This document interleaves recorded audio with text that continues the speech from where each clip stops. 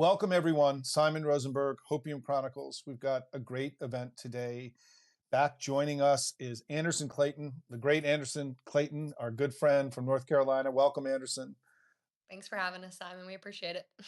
So listen, I wanted to get together with you because your 2024 election just finally ended a few days ago when Allison Riggs was sworn in as a new Supreme Court, or again as Supreme Court Justice in North Carolina. And I wanted to take this time to sort of look back at the 2024 cycle now that it's over for you. And we had been helping you raise money and fight this Allison Riggs fight, but you guys had in a tough year for Democrats. You had a good year in North Carolina down ballot. I mean, Trump may have won 51% and beat Kamala in North Carolina by 3.2 percentage points.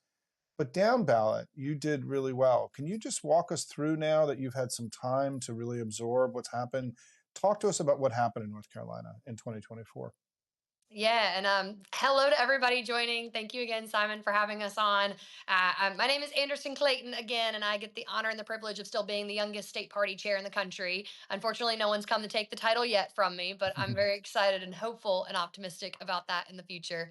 But no, where the national red wave that we had last November actually did not hit North Carolina at the state level. We had incredible wins when you look at the fact that we are the only state in the South right now that has a Democratic attorney general. We won 5 statewide races for our Council of State last year, which is our executive branch, and defeating people like Mark Robinson, who is the extreme candidate running for our gubernatorial seat.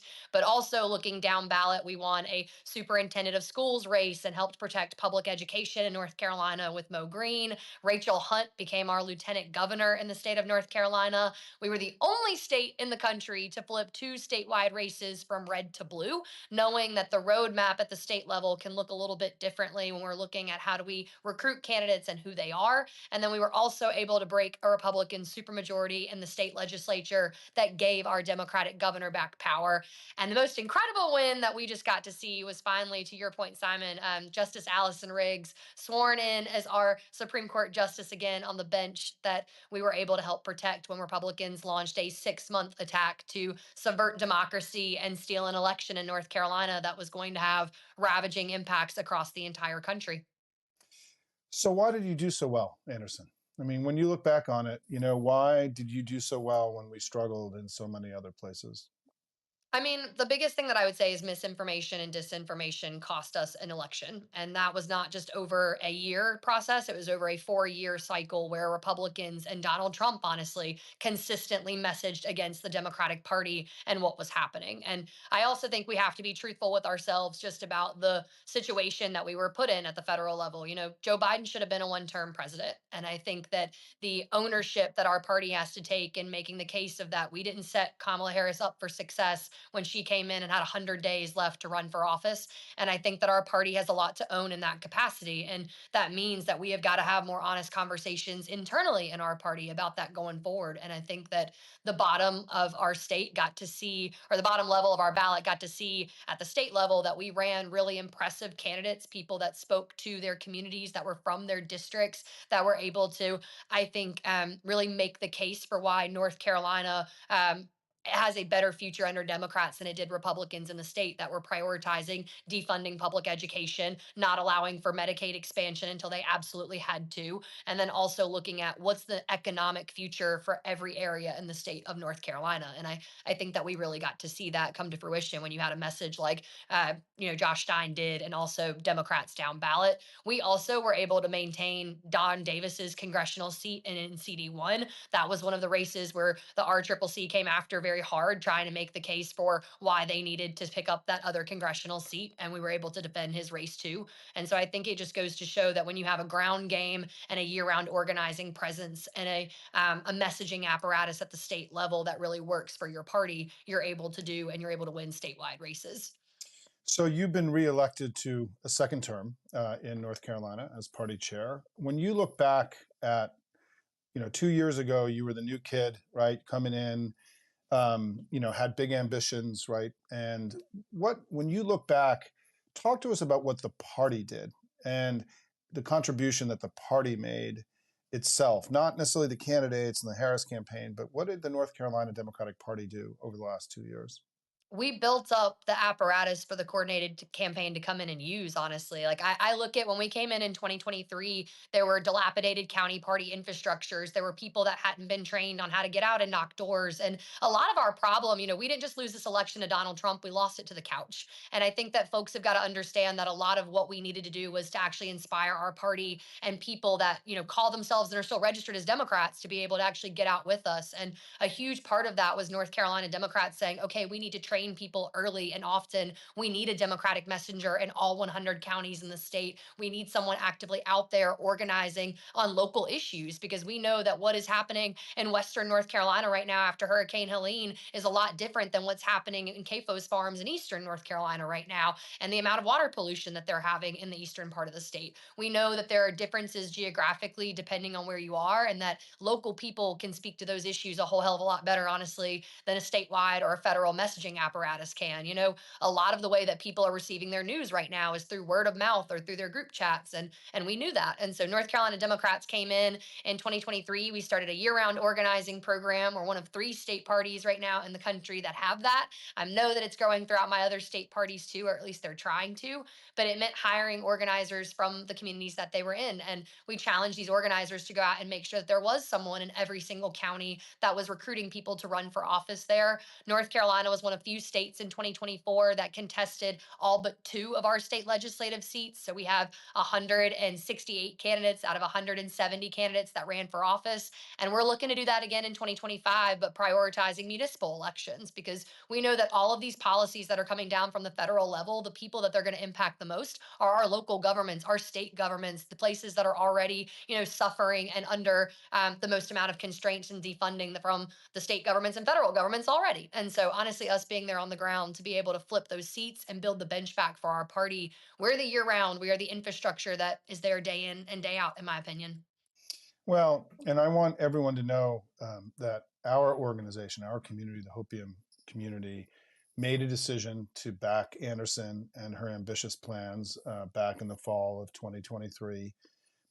We knew that with Josh Stein and very good candidates running statewide and an extremist likely to be the gubernatorial candidate, that we had special opportunities in North Carolina. And it was also a state that, like Wisconsin and a handful of other states, a swing state that had been pulled very far to the right, governed terribly for a long time at the state level, incredible reapportionment, redistricting, that had given the Republicans almost, North Carolina was on the verge of not being really a democracy any longer. And we made a decision to go in the fall of 2023, and our community over the course of the election raised $1.1 million. We were the largest fundraiser for the North Carolina party in the country.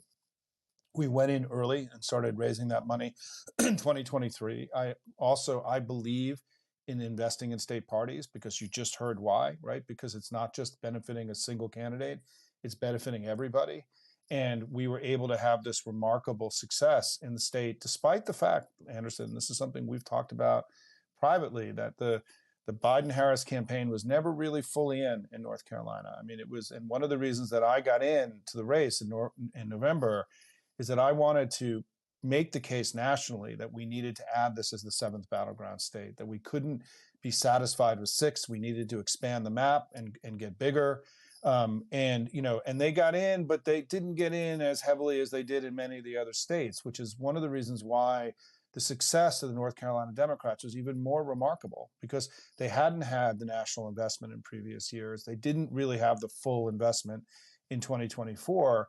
And so this community, and I just want to thank everybody who was part of this, we played a big role in the success that happened in North Carolina. And then we continued to raise money for Anderson and for Allison Riggs this year, right, to help fund the legal challenges that cost a lot of money that were successful. And so I'm really proud of you, Anderson. I mean, we went in early for you, but you guys really busted your ass and you put points on the board for all of us. I mean, this was one of the biggest success stories in the Democratic Party in the 24 cycle.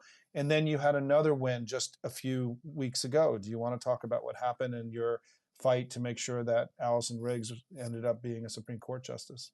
Yeah, but I need to go back to what you were just talking about, honestly, Simon, of that. And I've told Simon this too a million and one times that no one really believed that a young person could raise money when I got into this. No one believed that there was an opportunity for a young state party chair to do anything. And Simon came in very early and said, "Hey, I believe in you. I can see this vision. I can see North Carolina and the South as a place that's worth investing in." And so, just from the bottom of my heart, thank you, Simon, for being the person that did that for young people in this party, for folks that really were not looking. And to your point of that, North Carolina was an expansion state, is what they called us originally. And we were fighting so hard throughout 2023 and the beginning of 2024 to be like, no, North Carolina should be a battleground state. And I really felt like we were in the same place that, you often see Georgia or a state like Arizona in some places of that. We kind of get the, well, maybe we'll reach there if it's possible, but the investment that came in early from you all in that time frame was able to help us put organizers on the ground early, like the municipal races that we were able to win back seats in, that gave us Democratic messengers in each one of our counties again. I joked with folks when I got into this job, there were 45 counties in 2022 lost a Democratic representative in North Carolina, and the other counties in the state didn't have one to lose to begin with. And so for us, we've got to look at who is building the base in each county in our state, who's actually looking at branding the party in a different way. And you all allowed us to do that in a way that I don't think that people get enough credit for, that early the early investment, the early forethought that like this could be possible here. So I thank you for that. And then also sticking with us because you could have looked at 1.1 million and said, "Girlfriend, I'm done. Like we did our job." And I looked at Simon and I said, "Simon, but I want to keep on the staff. Like we have an incredible team here in North Carolina that has been doing immense amount of work on the ground. We have 20 people in the state party right now. It's the first time we've ever had that amount of year-round support in a off year, quote unquote. And there is no off year in our house, but just for like what people would normally think of a cycle like that. And I told Simon, I was like, but this is a $3 million lawsuit that Republicans have just launched. And I know that I'm educating a lot of people here, but I'm like, state parties don't typically keep that amount of money in a bank account. Folks might think we do. There's an assumption about how much money I think parties have sometimes, but not after an election cycle like we had. And, Republicans did this because going into 2024, Republicans were $72,000 in debt in North Carolina, and North Carolina Democrats had $3 million cash on hand. The money matters, and whether or not we're able to put up a good enough fight to support our candidates down ballot, to give out the resources that we need to do the mail programs, the digital ads, the everything that we do for them, it costs a lot. And so this $3 million fight that Republicans had sort of concocted at November, or at the end of November, to be able to circumvent democracy everywhere, they challenged 67,000 voters in the state of North Carolina. And if you're a North Carolinian listening to this right now, you've never heard of it, you can go to thegriffinlist.com and see if you were one of the voters that Republicans were trying to disenfranchise from last election cycle, because Republicans were trying to utilize North Carolina as a petri dish to see how they could take this and put it into other states in 2026. How can they deny elections? And unfortunately, Republicans did spend 6 months battling it out in court with Democrats and with Justice Allison Riggs trying to basically steal an election from us. And just on May the 7th, we had Jefferson Griffin concede because a federal court came down and said that, you can't change the rules of the game after the game's already been played. Anybody that's been or that's played any high school sport has known that. And fun fact, Jefferson Griffin was the captain of his football team in college or in high school. So I think it is very important that anybody that's probably done this before knows that you're not allowed to. But we know that Republicans were dead set on trying to make North Carolina an example, and we didn't let them. So thank you for everybody who helped with that.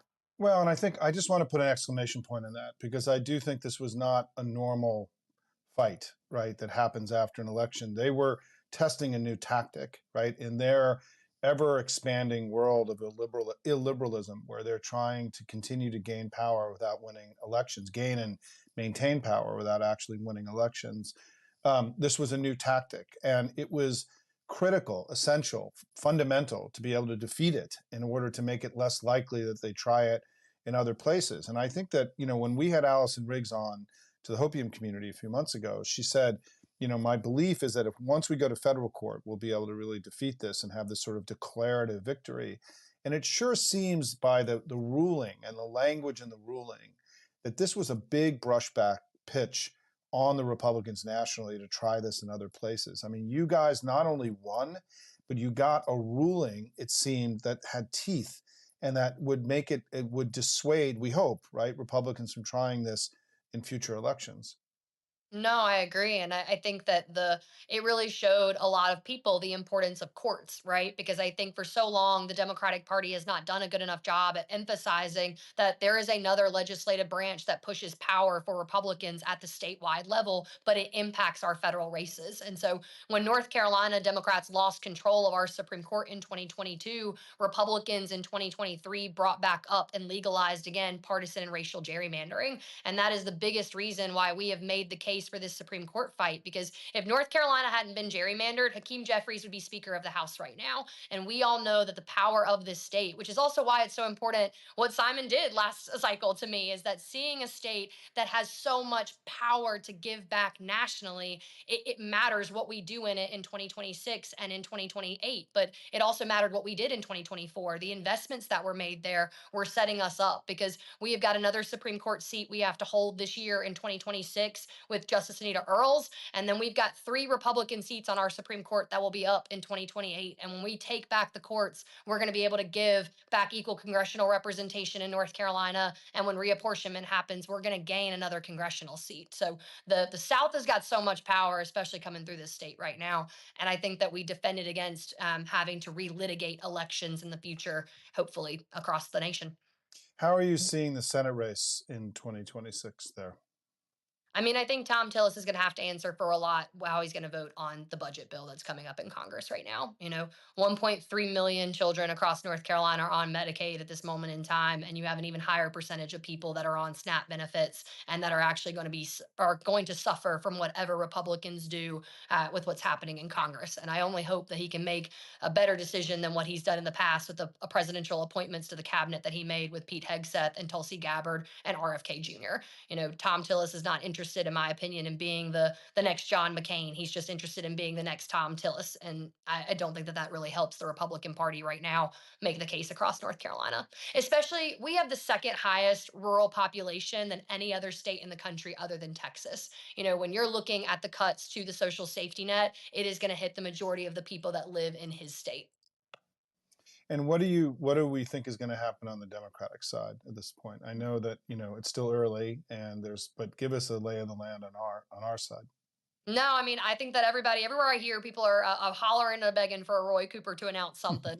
And I understand that too. I think my job as a state party chair is to always think about Defcon Zero. And so Representative Wiley Nickel has announced for the Senate seat already. He fully intends to run. I know that there are several other amazing candidates throughout the state in North Carolina. We've got a great bench, and we've got people that have won with Donald Trump on a ballot statewide before. We have people that are young, people that are coming from different areas across North Carolina. I mean, you think about Michael Regan's from this state. You got Rachel Hunt in the lieutenant governor's office. You have Hampton Dellinger from North Carolina. There's so many cool people that I think could step up, and also a lot of folks that I don't know the name of that I think could take on Tom Tillis because I think a shoe could beat him, quite frankly. But that is just my personal opinion on the matter. Well, and people should know that early polling there, and it's early, is shows that he's very vulnerable. And certainly, I think that the DSCC and the National Party is going to be all in on this race once it sort of settles out. This is a must-win state for us, and I think that this idea that we could not just flip the House, but maybe even gain the Senate back, it's not out of the realm of the possible, and we have to allow that possibility to be there in order to act upon it. Right? We can't if we don't invest in it, it won't happen. And this is going to be one of again, Anderson's going to be sitting in the middle of one of the big battlegrounds of 2026 after having been at the center in 2024. And Anderson, the last thing I just wanted to get into, if you don't mind, is that, and we don't have to spend a long time talking about this because I think we're in the early days, but I think one of the most fascinating things that's about to happen nationally to local politics, as you were saying earlier, is that as we all become aware of how the federal government is in essence shedding responsibilities in the way to think about it. They want to shed the responsibility of emergency response. They want to shed the responsibility of tracking storms. They want to shed the responsibility of protecting cybersecurity for our companies all across the United States. They want to shed the responsibility of funding Medicare and Medicaid.